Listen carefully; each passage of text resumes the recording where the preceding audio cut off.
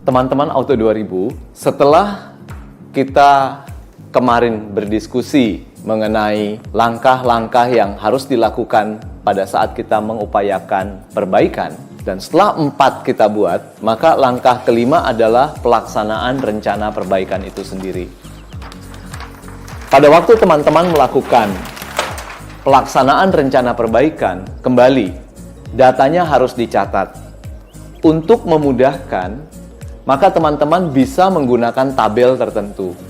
Saya sangat menganjurkan untuk teman-teman membuat tabel yang memudahkan teman-teman untuk mengidentifikasi apakah hasil kerja teman-teman itu sesuai dengan yang diharapkan atau tidak. Contoh kita buat tabel seperti ini. Jadi ada tanggal, kapan itu berlangsung, apa sih tindakannya, apa hasilnya, kemudian Anda bisa tambahkan PIC atau apa, dan di belakangnya ditambahkan keterangan. Setiap tindakan perbaikan yang teman-teman lakukan, hendaknya direcord. Untuk mengambil data, saya sangat menganjurkan pengambilan data itu dibuat sebanyak-banyaknya. Tentu saja dalam rentang waktu yang memang tidak terlalu pendek dan tidak terlalu panjang juga. Idealnya, kalau memang frekuensi aktivitasnya itu 1 hari 1 kali, minimal teman-teman harus melakukannya itu 2 bulan. Idealnya sebenarnya 5 bulan sih, tetapi saya rasa 2 bulan sampai 3 bulan sudah bisa kita pakai untuk menyimpulkan.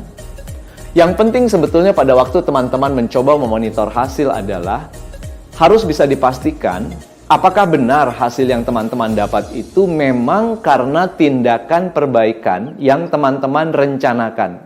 Jadi jangan sampai nanti hasil dari perbaikan teman-teman itu tidak konsisten karena tidak bisa diprediksi apakah itu karena perlakuan yang teman-teman berikan atau karena ada efek eksternal.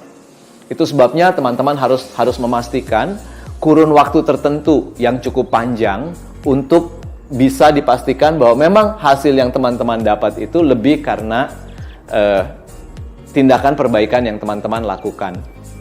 Untuk langkah kelima rasanya itu yang penting teman-teman perhatikan. Kemudian setelah itu nanti teman-teman harus konversikan dari tabel ini ke dalam bentuk grafik agar mudah dibaca. Jadi sebenarnya walaupun langkah kelima adalah langkah do, tetapi langkah keenam itu langkah cek, tetapi dua hal ini agak berdekatan. Memang bisa dipisahkan tetapi cukup dekat. Jadi setelah teman-teman membuat pelaksanaan perbaikannya, berikutnya kan cek. Jadi dari sini dikonversi ke tabel tertentu. Teman-teman perhatikan apakah quality-nya sesuai dengan yang teman-teman harapkan atau tidak. Cost-nya juga kalau teman-teman pakai cost seperti yang direncanakan, hasilnya seperti apa. Jadi pada saat teman-teman mencoba untuk ngecek hasil perbaikan, QCDSM-nya harus diperhatikan. Apakah teman-teman yang melakukan perbaikan tadi sulit atau tidak? Semangat mereka bagaimana? Ada safety yang mungkin terabaikan nggak dengan perbaikan yang sudah dilakukan. Jadi di sini masih bicara mengenai record data. Teman-teman, di langkah ke-6 ini ada hal yang harus teman-teman perhatikan. Apabila teman-teman sudah mendapatkan hasil, ada kemungkinan hasil yang teman-teman dapat itu tidak sesuai dengan target. Misalkan teman-teman mengharapkan hasil 7. Ternyata dari data yang teman-teman kumpulkan, itu ada di bawah dari target yang teman-teman tetapkan. Nggak usah panik, karena kalau teman-teman panik, kemungkinan ada tindakan-tindakan yang tidak adekuat yang akan dilakukan.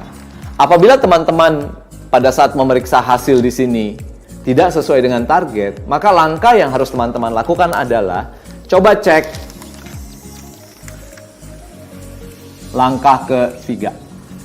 Saat teman-teman menentukan hubungan sebab akibat, sangat bisa jadi ada penyebab utama yang teman-teman belum identifikasi. Itu yang harus teman-teman perhatikan. Kemudian hal berikut yang harus teman-teman juga perlu hati-hati adalah saat teman-teman memeriksa hasil, perhatikan simpangan antara hasil tertinggi dengan hasil terendah. Walaupun secara average dia itu mencapai target, tapi teman-teman harus perhatikan berapa simpangan tertinggi,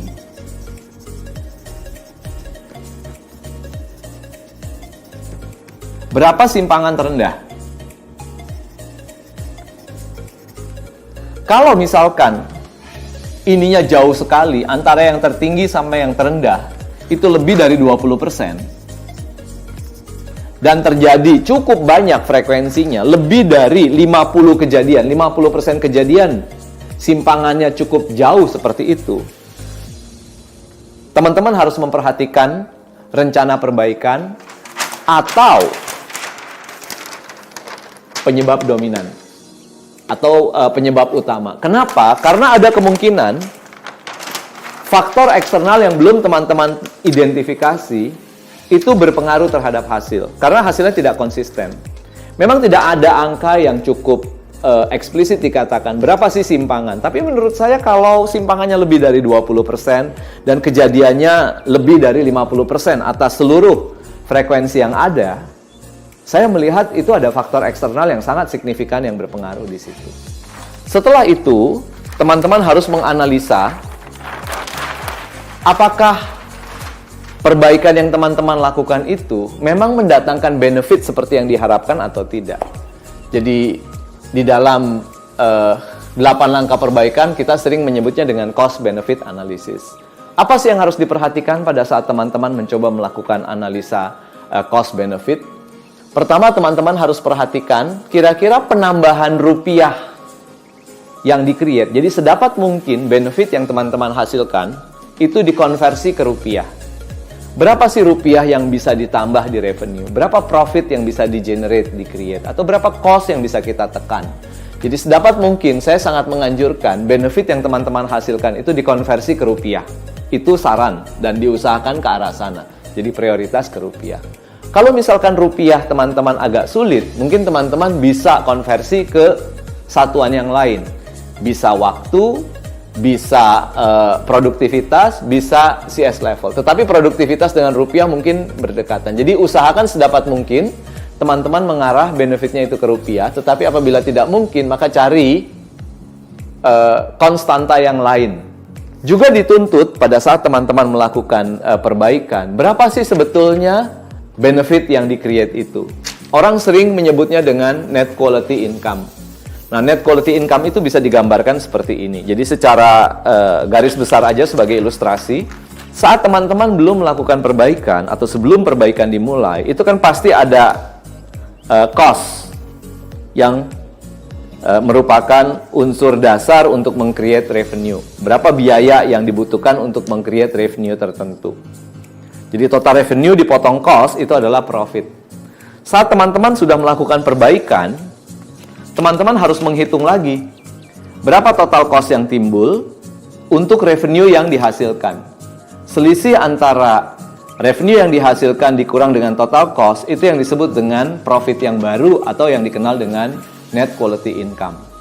Jadi tidak terlalu rumit sebetulnya untuk menghitung NQI. Teman-teman tinggal melihat berapa total revenue yang dihasilkan dikurangi dengan total cost yang timbul. Itulah yang disebut dengan net quality income. Jadi, apabila teman-teman tadi sudah melakukan pelaksanaan atas rencana perbaikan yang ada, maka teman-teman akan melakukan analisa cost benefit. Selesai itu, kita akan masuk ke langkah ke-7, yaitu standarisasi. Saya mau ingatkan, pada saat teman-teman melakukan standarisasi, yang teman-teman harus perhatikan adalah jangan bergantung pada orang. Kenapa? Karena kalau satu pekerjaan itu bergantung pada skill orang, maka kemungkinan pada saat si karyawan tadi pindah digantikan oleh karyawan lain, bisa jadi output yang dihasilkan itu tidak seperti yang dilakukan oleh karyawan yang sebelumnya. Jadi saya sangat menganjurkan kepada teman-teman sekalian, setelah teman-teman melakukan pembuatan rencana perbaikan, mengimplementasikan perbaikan tadi, kemudian melakukan pengecekan atas hasil, saat teman-teman akan melakukan standarisasi, usahakan proses perbaikan yang teman-teman lakukan itu dibuang ke sistem. Apa itu sistem? Sistem adalah satu mekanisme yang terstandar. Langkah-langkahnya sudah jelas dan mungkin ada alat bantu tertentu agar proses kerjanya itu tidak salah dan hasilnya bisa dipastikan benar. Nah, jadi apabila teman-teman akan membuat sistem, tolong perhatikan urutan pengerjaan. Bisa jadi urutan yang berbeda akan memberikan hasil yang berbeda. Kemudian, bisa nggak dibuatkan anti salah, alat anti salah? Misalkan ada checklist, sehingga saat teman-teman melakukan pengerjaan tertentu, ada checklist yang membantu agar tidak ada aktivitas yang miss. Dan sedapat mungkin checklist ini bersifat kuantitatif. Kemudian, berapa kompetensi minimal yang dibutuhkan di situ, ini harus terukur juga. Skill tertentu, knowledge tertentu. Nah, kalau ini teman-teman bisa identifikasi, buang ini ke sistem. Mudah-mudahan ini akan bisa membantu teman-teman untuk menjaga agar output dari perbaikan yang sudah didapat itu bisa terstandarisasi siapapun yang melakukan. Kemudian kalau teman-teman sudah membuat standar tadi, SOP-nya ada yang overlapping nggak dengan yang tadi? Apabila ada SOP yang mirip dengan hal tadi, coba dicek apakah SOP-nya akan di-adjust dengan perbaikan yang ada atau akan dibuat SOP baru. Setelah standarisasi dicek ini semua, untuk menjadikan langkah perbaikan ini menjadi baku, maka teman-teman harus meminta persetujuan manajemen, di mana standarisasi tadi ditandatangani oleh pimpinan cabang. Sedapat mungkin pimpinan cabang tertinggi, sehingga beliau tahu bahwa sudah ada perbaikan yang dilakukan di tempat teman-teman dan sudah ada standarisasi baru. Saya rasa ini akan membuat manajemen juga senang karena dia tahu bahwa di tempat teman-teman sudah ada perbaikan yang signifikan, seperti itu. Nah, langkah ke-8 sebetulnya adalah what next? Apa sih berikutnya yang akan teman-teman lakukan? Untuk melakukan hal berikut apa? Sebetulnya teman-teman bisa melihat di saat teman-teman menyiapkan langkah pertama pada waktu penetapan tema. Saat penetapan tema, teman-teman itu kan punya tabel, punya diagram Pareto. Setelah yang pertama terselesaikan, apa Pareto berikutnya yang harus teman-teman selesaikan? Jadi, next action hendaknya merujuk kepada diagram Pareto yang pernah teman-teman buat di saat teman-teman menetapkan tema di langkah pertama yang sebelumnya. Bisa jadi teman-teman memiliki ide baru, tidak apa-apa, tetapi secara standar kita biasanya akan melihat ke next hal penting yang harus kita selesaikan. Sama seperti yang pernah saya sampaikan pada waktu saya menginformasikan mengenai bagaimana penetapan tema. Tema nggak melulu harus berasal dari data yang ada di tempat teman-teman. Teman-teman juga bisa melihat kebutuhan manajemen. Jadi kalau manajemen menganggap ada hal tertentu yang harus dilakukan, maka teman-teman bisa mengangkat itu sebagai tema berikut. Yang penting teman-teman menggunakan data.